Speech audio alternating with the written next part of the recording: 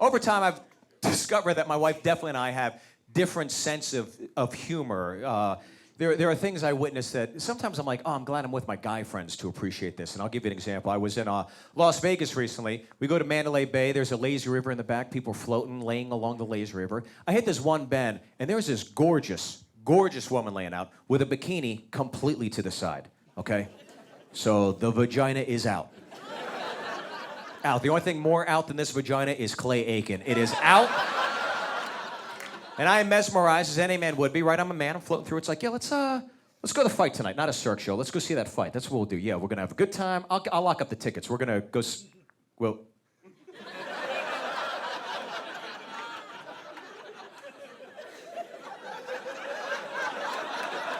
Guys, come here.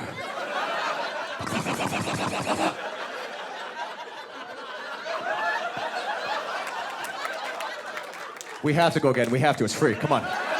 Paid a lot to see that last night. Let's go. Paddle, paddle, paddle, paddle, paddle. We keep lapping this pool like we had never seen a vagine in our lives. I timed it. 3 hours, 7 minutes. That is a Lord of the Rings film with prune hands. That's what we accomplished that day. But I know for a fact, if my wife's in my situation, she's floating with her girlfriends, she hits a bend in the pool, there's a dude laying out with its nuts dropped like a bad transmission, just a two-piece chilling outside of a pair of board shorts like a hairy chandelier. She doesn't appreciate that. Let's get a mimosa. Well, I'll share it with you because it's daytime. I want to enjoy my day. I want to enjoy my night because we're going to have so much fun this weekend, girls. We're going to have so much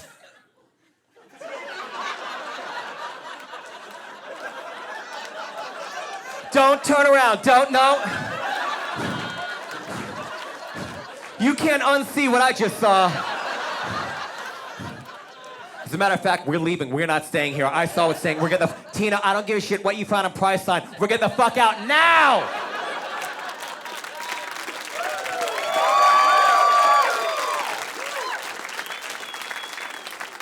Will you give me and my guy friends float through a pool?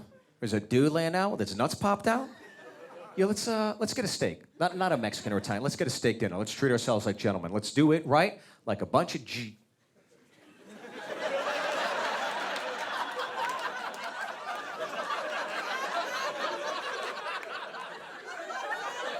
Guys, come here.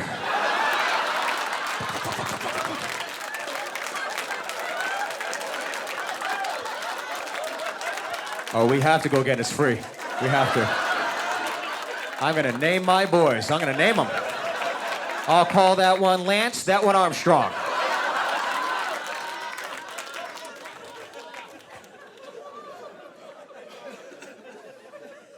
I will say this, over the course of my marriage and aspiring to always be a better husband, I will say this, the biggest lesson I've had to learn in terms of trying to be a better husband and a great partner in life is that my wife is very sensitive. So I gotta watch what I say as a comic. I gotta watch what I say, particularly when it comes to body image.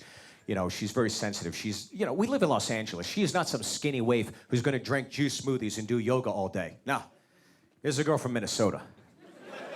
This is why I married her. This is the kind of girl I could walk in the Cheesecake Factory with. As soon as we'll walk in, we'll look at each other like, whoa, whoa, whoa. We gonna fuck up that cake?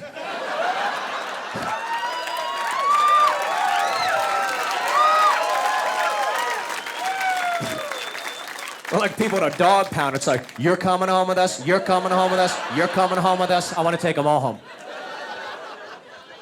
So here's a lesson I had to learn, okay? The other day I was sitting on my couch watching TV. She comes in with a laundry basket full of clothes from the dryer and dumps it on the couch next to me, which means we're folding laundry? What the fuck? Now I gotta preface this next part with letting you know, my wife has got a big ass, okay? I am not speaking out of school. She'd be the first to tell you or admit it. She got a big butt. Like if you saw my wife from behind, you'd be like, oh, I bet she's married to a professional athlete. You got what? Like if you saw my wife from behind, you'd be like, oh, I bet she's married to someone that always votes Democrat. I don't think you guys, okay. Like if you saw my wife from behind, you'd be like, oh, I bet she's married to someone that owns at least one Tyler Perry DVD. A black guy, he got it. A black guy, there we go. Black guy. So she has a big ass. So I go on this laundry pile. The first thing I pick out are these cut-off sweat shorts that she wears. I wasn't even thinking, just reflexively this comes out. I hold them up, I go, whoa!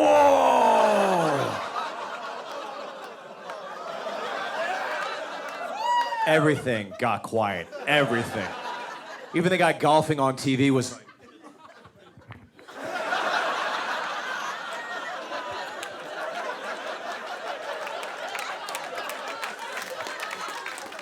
the way I said whoa is not the way any woman would like to hear her waistline described. The way I said whoa is the way you say whoa when you see the Grand Canyon for the first time. Like, whoa!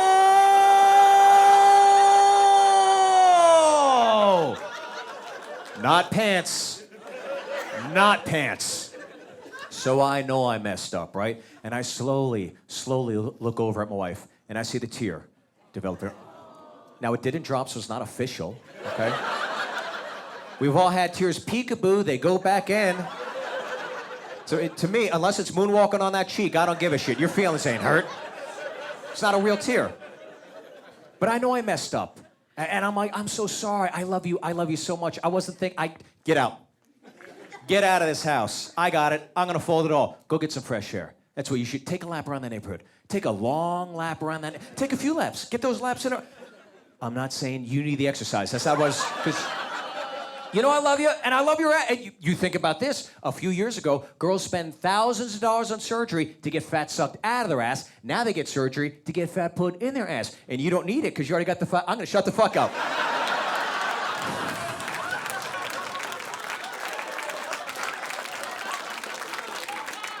That's when my wife walked over to the laundry pile and she picked up my boxer briefs and she goes, medium.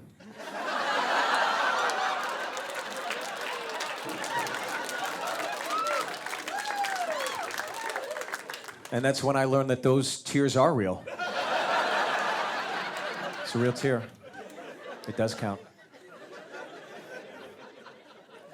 Now, my wife is sensitive. I am not sensitive. My guy friends are certainly not sensitive. And if I could encapsulate an event that occurred recently where something is socially acceptable to a group of my guy friends, and certainly not to my wife, it would be this. A few weeks ago, my wife asked to borrow my phone. I said, sure, take it. No problem. Her battery died.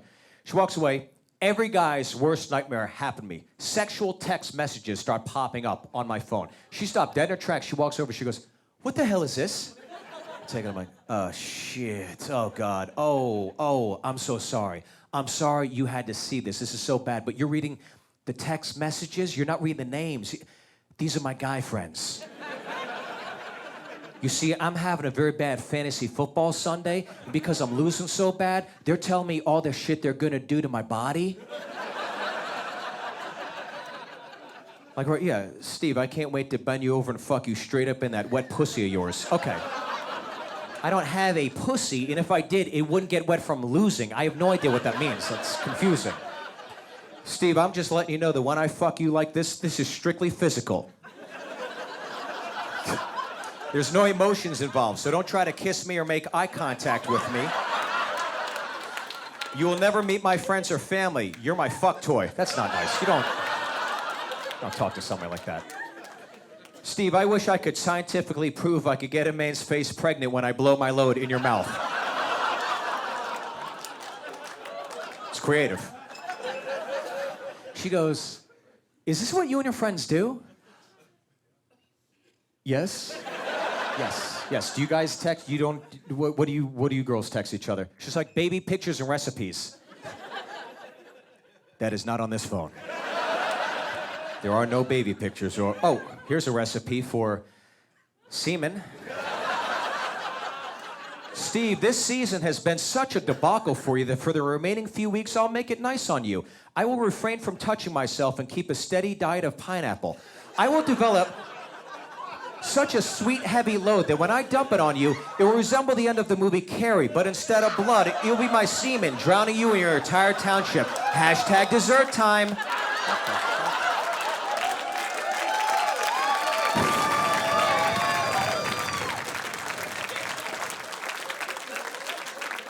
She goes, why is this happening? I had a bad draft? She's like, you're disgusting. I'm like, I'm the fucking victim. Well, no easy segue to this one. We have a daughter now. Sorry. Got a little girl, got a little boy. I want to do my best now as a father to impart upon them some words of wisdom, some life lessons, some shortcuts. Look, I know they're not going to listen to me. They're going to make up their own. Yeah, but look, it's not going to prevent me from trying to be a good pop and pass down some knowledge. You know, I'm 40. I learned most of my lessons. I definitely still have some to learn, but I like to pass it down. Like how old are you, buddy? Right here. 22. You look good for 22.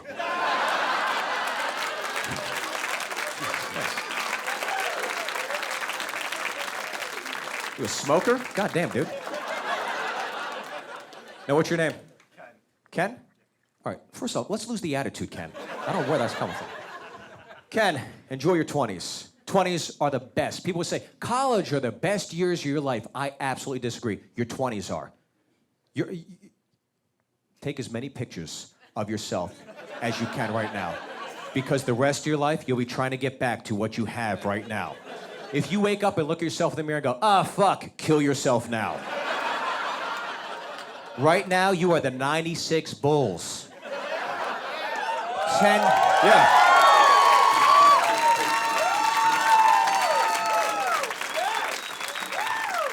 "10 years from now, you're Jordan on the Wizards." It's gonna get sad. There's a blissful ignorance to your 20s. For example, you most likely do not know what kale is yet.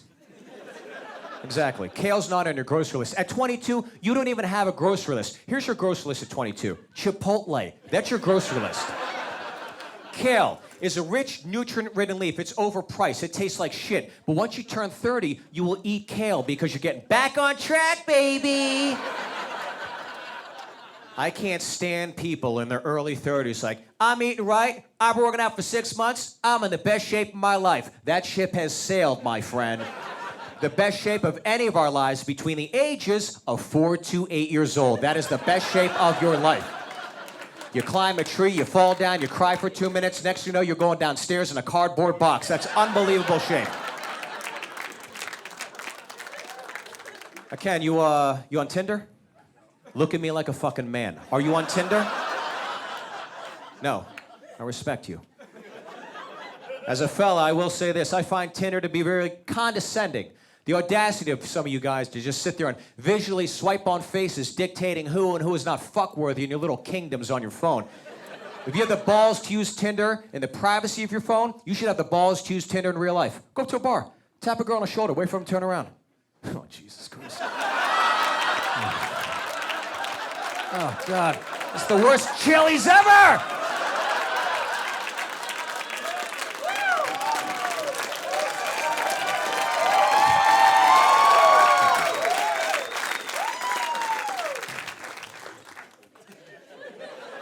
Ken, are you single?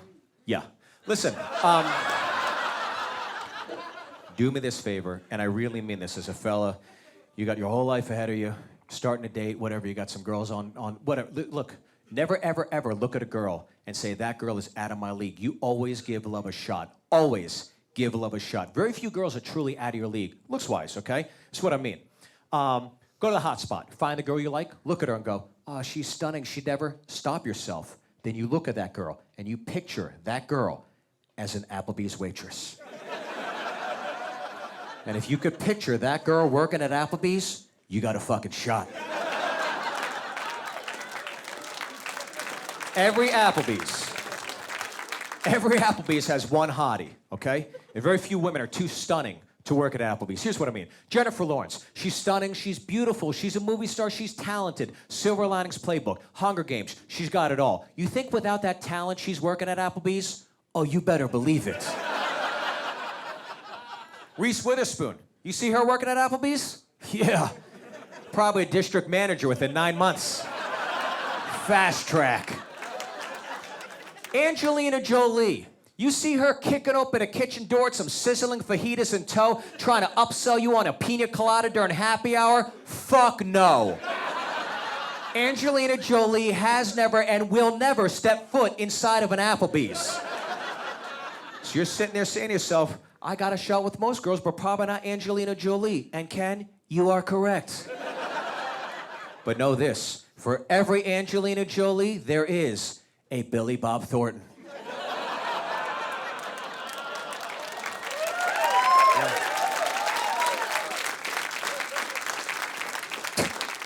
So get out there and be that Billy Bob Thornton. And Ken, you are halfway there.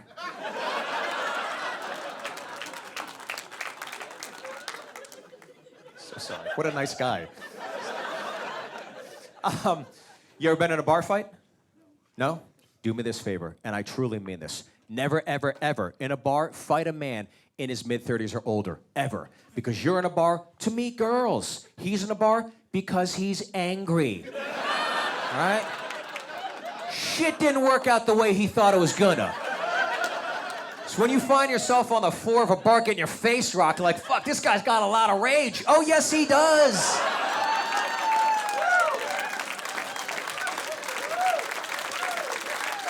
And he ain't punching you. He's punching a 401k, retirement, college tuition, divorce. He's taking prescription pills with a side effect of explosive diarrhea. That's a dangerous line to walk every day of your life. He's punching you. I'm not good enough to be Amazon Prime. Nothing to do with you. Nothing. Well, these are some honest to goodness, true, absolute lessons I want to instill upon my children. I want to tell them, live by the golden rule. Treat others as you'd want to be treated. There is no joke there. I tell them, always tell the truth. Be honest. Lies fester. They beget lies. You got to keep track of the web of lies. It's never worth it. Tell the truth. Be honest. Unless it's the beginning of a relationship. The first 2 months in any relationship, you're allowed to lie. And I'll tell you why, okay? My wife and I recently, we're going to Las Vegas. There's a young couple at the gate all over each other, so you know it's not going to work out. And the guy gets up, he goes, baby, I'm going to get my shoes shined, so I'll be back in a few minutes, but it will be a few minutes. She goes, it's okay, and he walks away. He goes, oh, shoot, you know something? I'm going to get a sandwich, too, to eat, so shoe shine sandwich, I'll be back. Text me if you want some meat too, okay? She goes, great. He walks away. Oh, gosh, I'm so sorry. Gonna get a magazine to read on that plane too. So, shoe shine, sandwich, magazine, text me. I'll get it. It's gonna be a few. She goes, it's fine. I go, he's gotta take a shit. My wife hits me, will you shut up? I'm like, he's gotta take a shit. Just say you gotta take a shit, dude. But you can't say, I've gotta take a shit 5 weeks into a fresh relationship. You can't be honest. You can't tell the truth. You can't be that guy that's like, baby. We did it up last night. Jaeger, Patron, Fireball, back to Jaeger, then all those Stellas and Blue Moons. Then you took me to Denny's. I got those spicy buffalo tenders, a French onion soup, a flapjack, 3 sausage links, and 5 orange juices. I gotta tell you, I got a time bomb brewing in this tum-tum right now, okay? So what Daddy's gotta do, I got a Macarena over that restroom and rock a deuce. Because if I get 30,000 up on that bird, whatever do in the back of that bird, it could be considered an act of terrorism.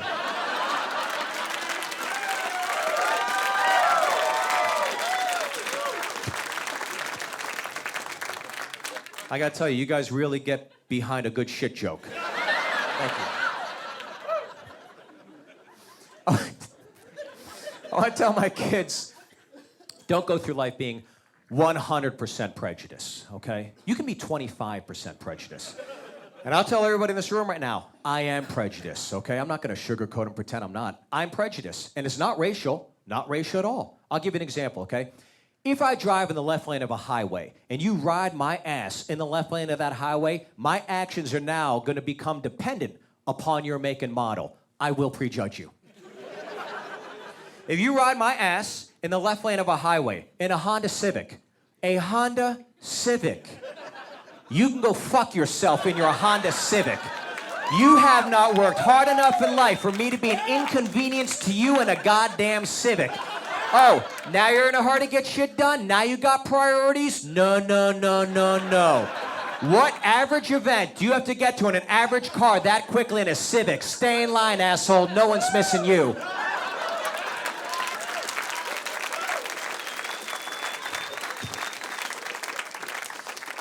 You ride my ass in the left lane of a highway in a minivan? You shouldn't be in the left lane of a highway in a minivan. You have children in that minivan, and if you don't have children, you should have bought a minivan, you pervert. You ride my ass in the left lane of a highway in a Toyota Prius? Well, shouldn't you be on a bicycle?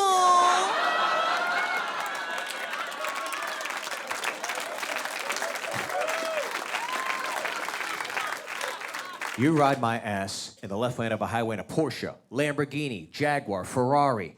Respect. Let me get out of your way so you can keep doing some cool shit, my friend. Probably in a rush to get to an orgy. Go fuck them all for me. You're my hero. You never use condoms. You ride my ass in the left lane of a highway in a Kia. A Kia? I am dousing you with windshield wiper fluid. I am pulling that bitch back and I'm hosing you. I'm watching you in the rear view going, is it raining out? No, I hate you. You bought a car because of a hip-hop dancing hamster, you moron.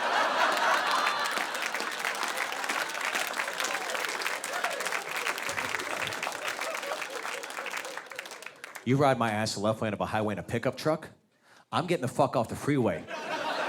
Because I am not waking up hogtied in a wheat field next to Ken. Fuck that.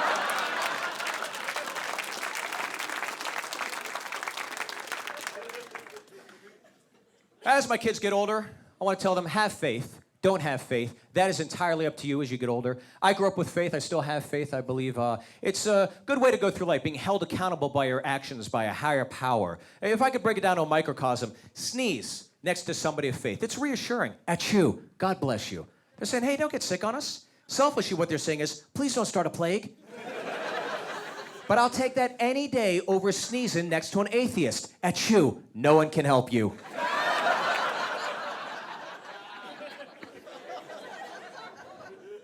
I want to tell my kids, be accepting of everybody. You know, I think everybody has the right to do whatever it is that makes them happy.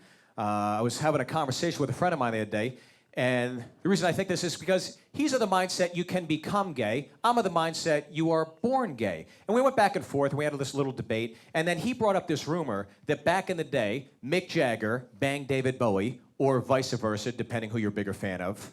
You know, like whoever's behind. It's up to you. He goes, I totally get it. Mick Jagger's touring the world. He's banging tens after decades. And eventually he's like, I'm tired of hot chicks. I'm going to fuck a hot dude. I was like, I don't get that at all. Because I'll tell you this. I love eating pizza. I could eat pizza for breakfast, lunch, and dinner 7 days a week, 365 days a year. And I don't believe on day 366 I pick up a slice of pizza and go, I cannot eat one more slice of pizza. It's time to fuck dudes. I don't see it.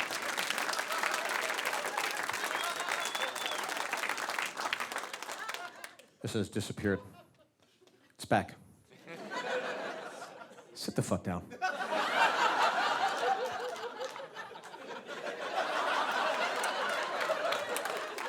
I want to tell my kids something my father told me when I was very young. My father grew up in New York City. He was surrounded by everybody, friends with everybody, still is to this day. And I always remember this. He says, Steve, you never judge the people as a whole. You always judge the individual. That's how you go through life. That is how you make friends. And I'll tell my kids the same thing. And I'm going to tell them this. Look, this is just an example, guys. An example, okay? I'm going to tell them, you can't hate all Jewish people. That's awful. Of course you can hate a Jewish person if you have a bad experience with that individual. But it's absolutely unfair to hate all of Wall Street, the banking industry, the courting industry, television, film, Hollywood itself, doctors, lawyers, essential legal system, the Federal Reserve, any sports commissioner, mass media, any landlord or property owner, Southern Connecticut, Northern Jersey, Upper East Side or West Side of New York City, the whole state of Florida. You can't hate all that.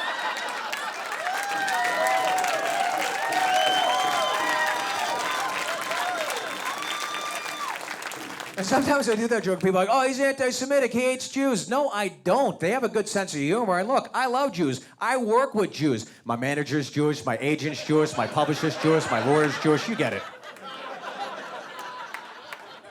Now, this is the second to last lesson I want to impart upon my kids. I want to tell them, have a bartender's ear. And that means you listen more than you talk about yourself. Hopefully, that'll get you some great friends. Hopefully, that'll get you this friend, because I believe this is the best friend you can have when you're growing up. Not only that, I believe this is the greatest human being in our country. I'll tell you who it is right now. Fat white girls. Fat white girls. And I know this PC climate we live in where everybody's a victim and somebody in this room right now is going, oh, he's being mean, he's being cruel. No, I'm not. I'm being celebratory. I'm going on the books, on record, and letting everybody in this room know right now, I love them fat, I love them white, and you best believe I love them girls.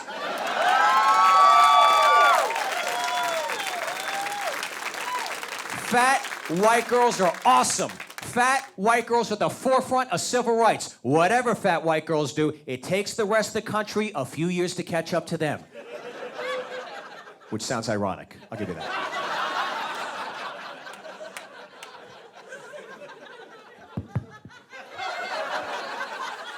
Let's all be honest. Honest with each other. 20 years ago, nobody's fucking black guys. 20 years ago, nobody's fucking black guys publicly. But 20 years ago, who's parading around downtown without a care in the world fucking a black guy? A fat white girl. Flash forward to today. Who's fucking black guys? Everybody's fucking black guys. Well, thank you, fat white girls. 10 years ago, you're a little gay boy. You want your tongue pierced at Claire's. Well, you can't go with the football team. Well, who's going to take your little gay ass to the mall? I guess your first friend from junior high school, fat white girl. Flash forward to today. Who's got a gay friend? Everybody loves the gays. Well, thank you, fat white girls. Fat white girls, great work. But you have a new mission, and it starts this evening, effective immediately. Start fucking Asian guys.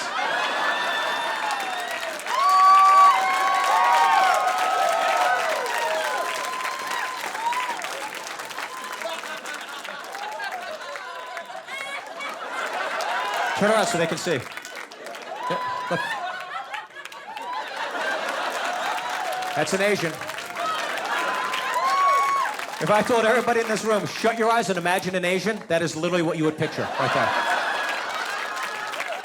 Now, after the show, you get yourself to a Lane Bryant. Or a Torrid. Beat it. All right, let's switch gears here and change the subject. And I will save the last lesson for last. Let me tell you something. At my age, eating McDonald's is a much different experience than when I was younger. By the way, anytime I bring a McDonald's, people are like, oh, McDonald's is gross. McDonald's is disgusting. Whoa, whoa, whoa. You go to hell. McDonald's is America, okay? McDonald's is my childhood. I am Pavlov's dog to McDonald's. People are like, it's, you know, the nuggets, it's pink slime. Well, you know I'll dip it in barbecue sauce next. McDonald's, you've got a long way to go to discuss me before I stop coming to you. McDonald's could be like, and now we deep fry cat shit. Put it in a box, give me a toy, we got a deal. I love McDonald's. And McDonald's at my age is the closest I'll come to cheating on my wife. It is the same three emotions: desire, pleasure, guilt. All within 12 minutes. I'll be driving, minding my own business, right? I see those arches. Oh, shit. Ooh. You look good. You look good. I want you so bad. I want you inside of me. But I'm being good. Go home to your family. Go home to your family now. Don't ruin this. Do not. You deserve it. You deserve this. You work hard. You should treat yourself. You're a big boy. Big boys treat themselves. They're honking. It's green. The hell with this. Is the right call. You're going to feel so much better. This is absolutely not. I'm going in. Fuck it. Go in. I pop open that door. The waft of grease hits you. Welcome home. Peppery burger, salty fries, sugary soft drink. Give me a sundae, douse it in peanuts, and give me an apple pie. Oh, fuck, I'm loving it!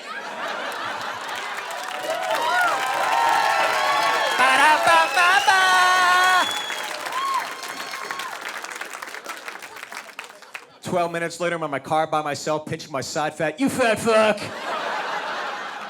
You fat piece of shit! You keep eating like this, you're gonna fit in your wife's pants. She ain't here. She ain't here.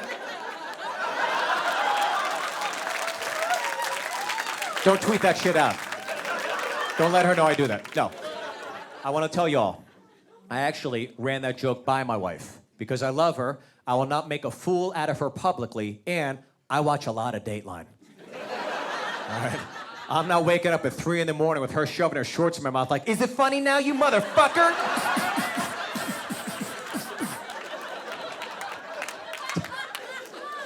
This is the actual conversation I had with her, okay? I go, look, I gotta run a joke by you and see if you're okay with it. She goes, okay, tell me the joke.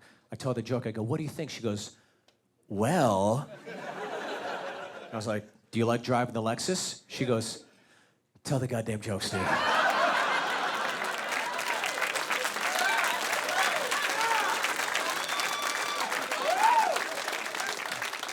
I'll tell you this.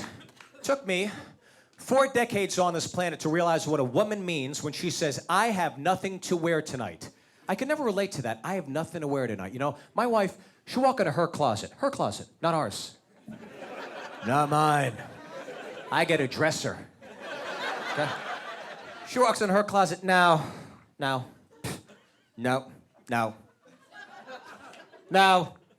nothing. I've got nothing to wear tonight. Yeah, me either. Because my good shit's on the bottom drawer and it won't open because it's from IKEA.